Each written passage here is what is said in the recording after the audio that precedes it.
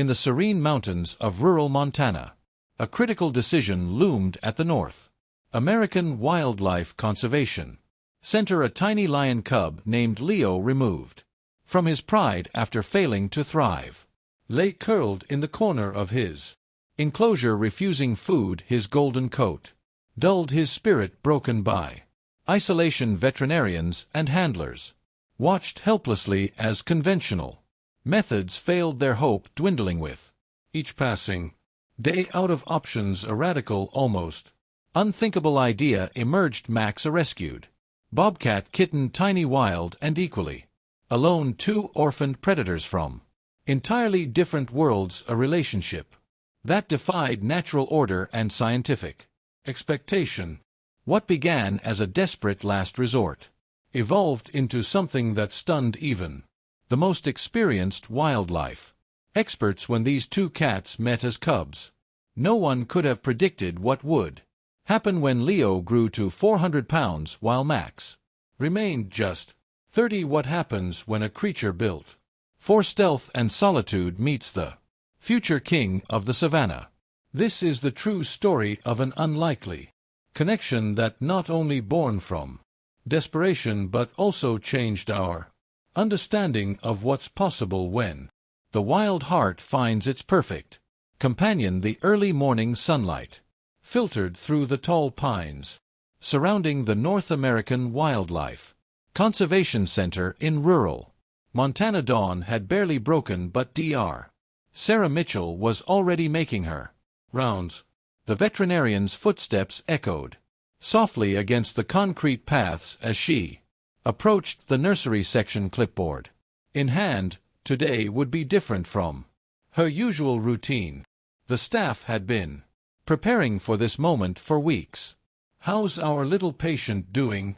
Sarah asked, stepping into the climate-controlled room where Marianne, one of the scent's most experienced animal handlers, was monitoring a tiny lion cub.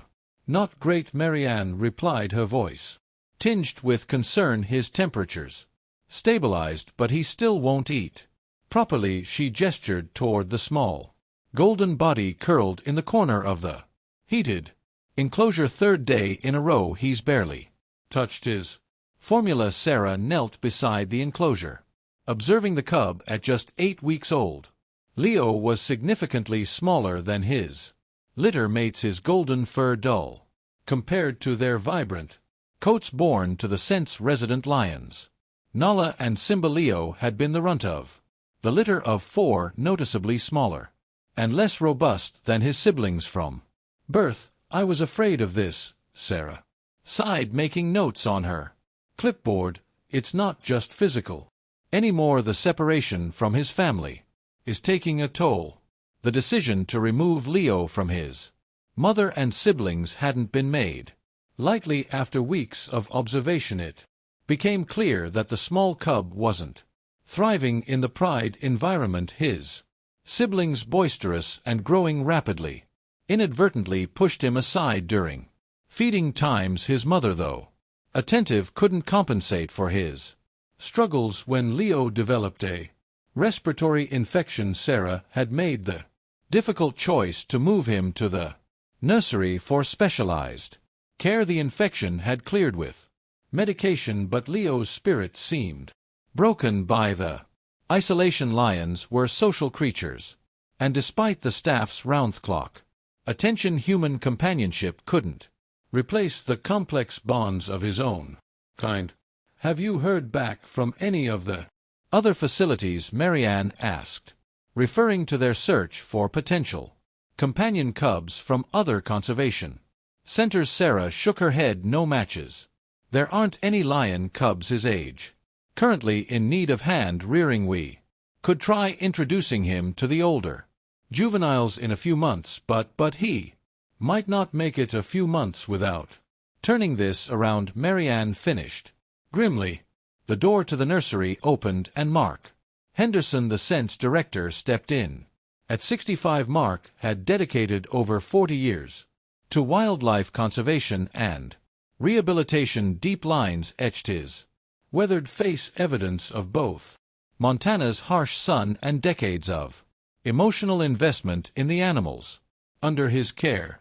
I might have a solution, he said, his deep voice disrupting the somber mood. It's unorthodox, but I just got off the phone with Cedar Ridge Sanctuary in Idaho. Sarah raised an eyebrow, waiting for him to continue. They've got a bobcat kitten, rescued after a logging operation. Disturbed its den, mother nowhere to be found, probably scared off by the machinery.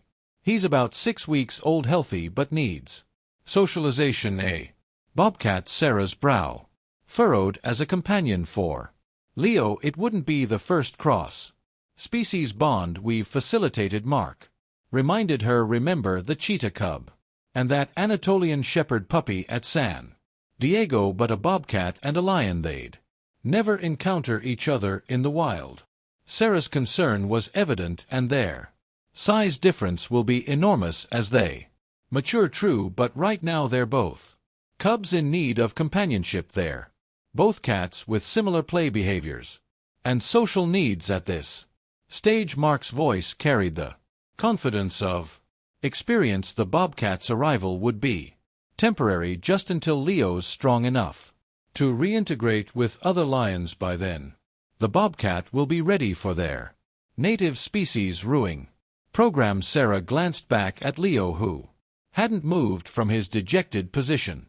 The cub's eyes were open but vacant, his small chest rising and falling in shallow breaths. They were running out of options. What's the bobcat's name?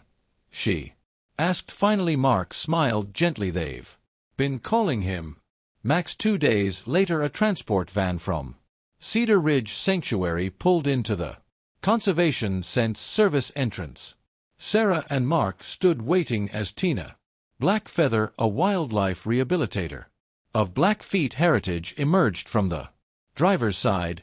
Good to see you again, Tina. Mark greeted her with a firm handshake. How was the drive? 6 hours of Montana backroads with a vocal bobcat kitten, Tina replied with a smile. Let's just say we both need to stretch our legs. She moved to the back of the van and opened the doors, revealing a secure transport crate inside. A small spotted form paced restlessly, occasionally emitting high-pitched mews of displeasure. He's actually been great, all things considered, Tina said, lifting the crate carefully. Healthy appetite, good energy. Just not a fan of car rides. Sarah peered into the crate, assessing the bobcat kitten. Max was all spotted fluff and oversized paws, his tufted ears alert as he sniffed in her direction. Despite his wild heritage, there was something undeniably adorable about his kitten-like proportions and the black lines accentuating his expressive face. He's beautiful, Sarah said sincerely. Has he had much human contact? Minimal, Tina confirmed. We've handled him only for feeding and health checks. The goal was always to return him to the wild eventually, but he needs social development with other felines first, and our other bobcat rehabs are all adults. They made their way to a specially prepared room adjacent to Leo's nursery. The two spaces were connected by a large viewing window and a small door that could be opened when the staff decided it was time for direct interaction. Let's get Max settled before any introductions, Mark suggested. He's had enough stress for one day. Tina placed the crate in the center of the room and carefully opened its door. Max remained inside, crouched defensively, his blue-gold eyes taking in the unfamiliar surroundings. It's all right, little one, Tina murmured. This is just temporary, a stepping stone on your journey home. Eventually Max ventured out, moving with the cautious, deliberate steps typical of wild felines. He explored the perimeter of the room, sniffing intensely at each new scent, his small body tense with alertness. He seems comfortable enough, Sarah observed. Should we let Leo see him? Mark nodded, and they moved to Leo's enclosure. The lion cub was in the same position as that morning, barely acknowledging their presence Sarah gently lifted him, noting with concern how little resistance he offered, and carried him to the viewing window. At first Leo's eyes remained unfocused, his small body limp in Sarah's arms. Then through the glass Max turned and locked eyes with the lion cub. Something flickered in Leo's gaze, the faintest spark of interest. "Well, I'll be," Mark whispered. "That's the most response we've seen in days." Leo's ears twitched forward and he raised his head slightly, watching as Max continued his exploration on the other side of the glass. For the first time since his isolation began, the lion cub seemed aware of his surroundings. "Let's take this slowly," Sarah cautioned, though hope had crept into her voice. "We'll let them observe each other for a few days before any physical interaction." But fate, or rather Max's determined curiosity, had other plans. The following morning Sarah arrived early to check on both cubs, only to find the center abuzz with activity. Marianne intercepted her in the hallway, her expression a mix of alarm and amusement. "You're not going to believe this," she said, guiding Sarah quickly toward the nursery. "Max escaped his enclosure last night. Security footage shows him squeezing through a ventilation grate we didn't think was large enough for him to fit through." Sarah's heart sank. "Did he get outside? How far could he have gone?" Marianne shook her head. "That's just it. He didn't leave. He found his way into Leo's room. Instead they reached the viewing window." And Sarah gasped at the sight before her. There in Leo's heated bed the two cubs were curled together in sleep, Max's spotted body pressed against Leo's golden fur. As if sensing their presence, Max opened one eye, gave a leisurely stretch, then settled back against his new companion. "They've been like that since we found them at 5 a.m. Marianne explained. "We debated separating them, but she gestured at the peaceful scene." "Leo's breathing better," Sarah observed, noting the deeper, more relaxed rhythm of the lion cub's chest. "His color looks improved too." Mark joined them, coffee in hand. "I've contacted Tina. She agrees we should let this play out, monitor them closely. Of course." Sarah watched the cubs for a long moment. Everything in her veterinary training warned about the unpredictability of wild animals, especially predators from different species, and yet the scene before her defied conventional wisdom. There was something undeniably right about the comfort the two small bodies seemed to find in each other. "All right," she conceded, "but I want round-the-clock observation, and we separate them at the first sign of trouble." Trouble, however, seemed the furthest thing from either cub's mind. When they finally woke, Max was the first to stir, climbing playfully over Leo's larger form to the staff's delight. Leo responded with mild interest, batting half-heartedly at the Bobcat kitten. By afternoon, Leo had accepted his first full feeding in days, lapping formula from a bowl while Max watched with curious intensity. When Leo finished, Max approached, cautiously sniffing at the lion's muzzle in what appeared to be approval. "It's like he's encouraging him," Marianne remarked, watching through the window. Sarah nodded, making notes on her tablet. "Cats often groom each other as a social bonding behavior. Max is mimicking that instinct, even though they're different species." Over the next few days, Leo's transformation was remarkable. The previously lethargic cub began responding to Max's playful overtures, first with tentative paw swipes, then with more engaged wrestling. Though still smaller than he should have been for his age, Leo's appetite improved steadily, and with it his strength. Max, for his part, seemed to thrive in his role as companion. The Bobcat kitten demonstrated surprising patience, adapting his play style to accommodate Leo's limitations. When Leo tired, Max would curl up beside him, his steady presence seemingly comforting to the lion cub. 3 Weeks after Max's arrival, Sarah sat in her office reviewing the cub's progress charts with a sense of cautious optimism. Leo had gained nearly 2 pounds, still behind the growth curve for a male lion his age, but a significant improvement. His blood work showed stronger immune markers and his activity levels had increased exponentially. A knock at her door interrupted her thoughts. "Come in," she called, expecting one of the handlers. Instead, Congressman James Wilson entered, followed closely by Mark.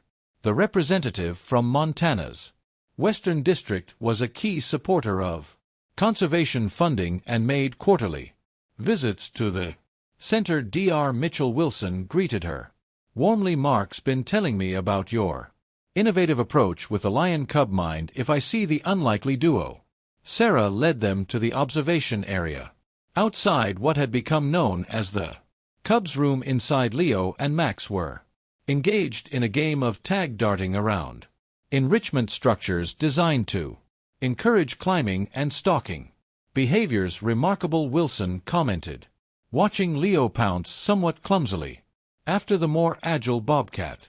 "And you say they found each other?" "In a manner of speaking," Sarah replied. Max made the first move, but Leo was receptive from the start. Wilson observed thoughtfully, "You know, there's a powerful message here. 2 native North American cats, 1 indigenous, 1 introduced to our ecosystems through human intervention, finding common ground." It's almost symbolic. Mark nodded. "We've been documenting their interaction for research purposes, but their story has therapeutic applications. 2 children facing medical challenges have been particularly responsive to updates about Leo's progress." "I can imagine," Wilson said. "Have you considered making their story more public? This kind of positive conservation narrative could help with funding and awareness."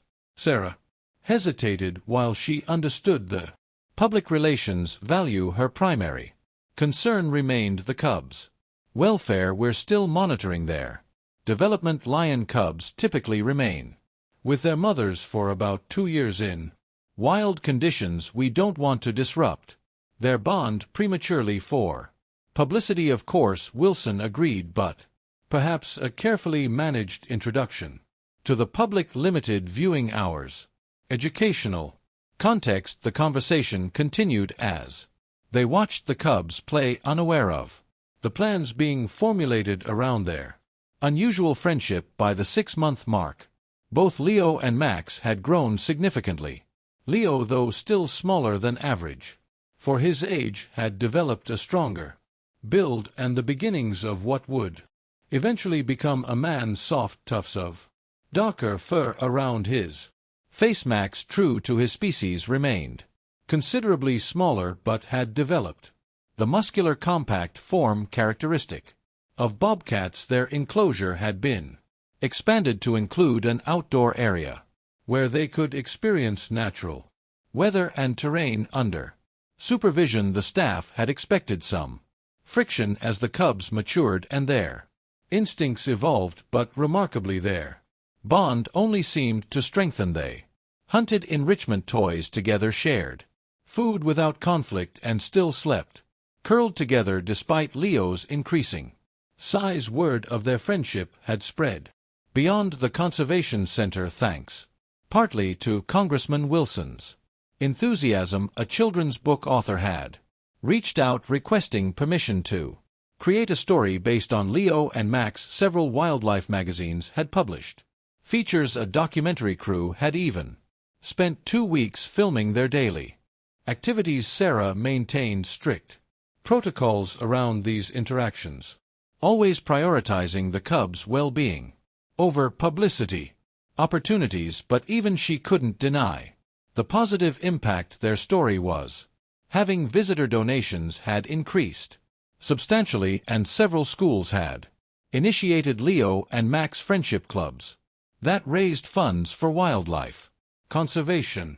The real test came in the form of Kesha Williams, an 8-year-old from Billings who had been diagnosed with leukemia through the Make-A-Wish foundation she had requested to meet the famous feline friends who had helped her through difficult treatments. Leah was sick too, she explained to Sarah during her visit, her small frame dwarfed by her protective mask and the large observation window, but he got better because he had a friend. I have friends at the hospital too. Sarah had carefully prepared both cubs for the unusual visitor, and they responded with remarkable gentleness, approaching the window where Kesha stood with unhurried curiosity when Leo pressed his paw against the glass directly opposite her hand. There wasn't a dry eye among the staff present.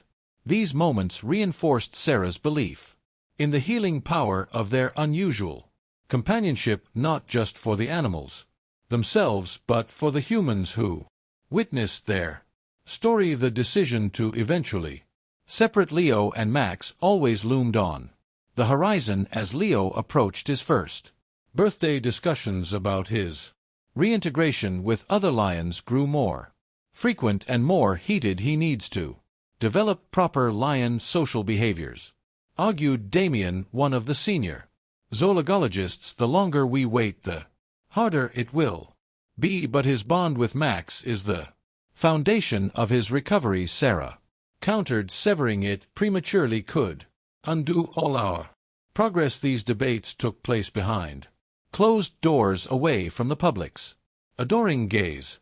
The reality was more complex than the heartwarming story presented on the Sense website. Lion conservation depended on successful breeding programs which required properly socialized males. Max, meanwhile, was originally destined for eventual release into the wild, a goal that became more complicated with each passing month of captive bonding. The turning point came unexpectedly when a young female lion named Kiera arrived from a conservation center in Colorado. At 14 months old, she had been raised in a pride setting but required relocation due to facility restructuring. Initially housed in a separate area, she and Leo could see and smell each other across a divider. Leo's reaction surprised everyone. While he remained deeply attached to Max, he showed unmistakable interest in Kiera,